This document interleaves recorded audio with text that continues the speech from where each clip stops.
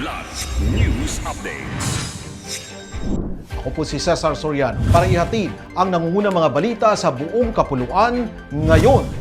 Nagbigay ang Philippine Drug Enforcement Agency o PDEA ng kabuuang 9.6 million pesos na cash reward sa 18 na civilian informants na tumulong sa matagumpay na malalaking anti-drug operations na nagresulta sa pagbuwag sa mga drug network, pagkakasamsam ng iligal na droga at pag-aresto sa mga high-value drug personalities.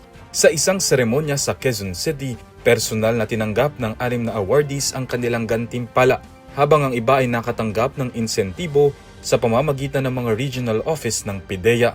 2 sa mga impormante ang tumanggap ng tig 2 million pesos dahil sa impormasyong nagresulta sa pagbuwag ng isang clandestine drug laboratory at pagkakasamsam ng halos 47 kilos ng cocaine sa magkahiwalay na operasyon. Hinimok naman ng PDEA ang publiko na makiisa sa kampanya kontra iligal na droga sa pamamagitan ng pagsusumbong ng mga kahina-hinalang aktibidad sa kanilang Operation Private Eye Hotline.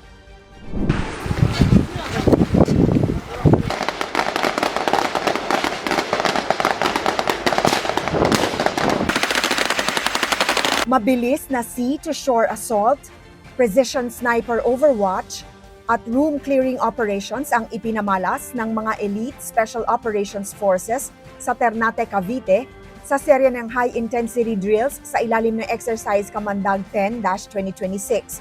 Tampok sa pagsasanay ang amphibious raid at boat raid exercises na sinubok ang mabilis na paglapag ng mga tropa mula sa dagat, koordinadong pag-atake sa target at suporta ng scout sniper teams sa reconnaissance, overwatch at precision engagement.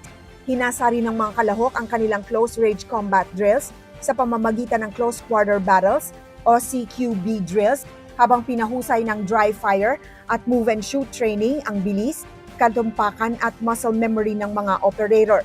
Kasama sa mga nagsanay ang Philippine Marine Corps, United States Marine Corps, Republic of Korea Marine Corps, Philippine Coast Guard Special Operations Force, PNP Maritime Group at PNP Special Action Force bilang bahagi ng pagpapalakas ng interoperability at kahandaan ng mga magkakaalyadong puwersa.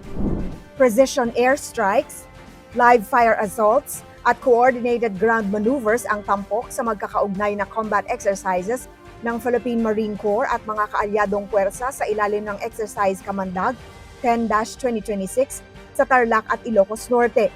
Kabilang dito ang Close Air Support Exercise o CASEX, Combined Arms Live Fire and Maneuver Exercise at Airfield Seizure Rehearsal na sumubok sa precision air support, mabilis na deployment ng mga tropa, pagkuha ng strategic airfield at koordinadong pag-atake sa simulated enemy positions.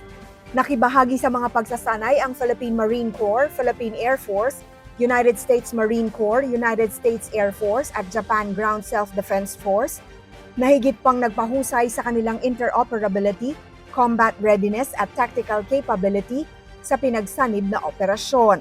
Ako po si Cesar Soriano, kasama nyo sa bawat pagputo ng balita.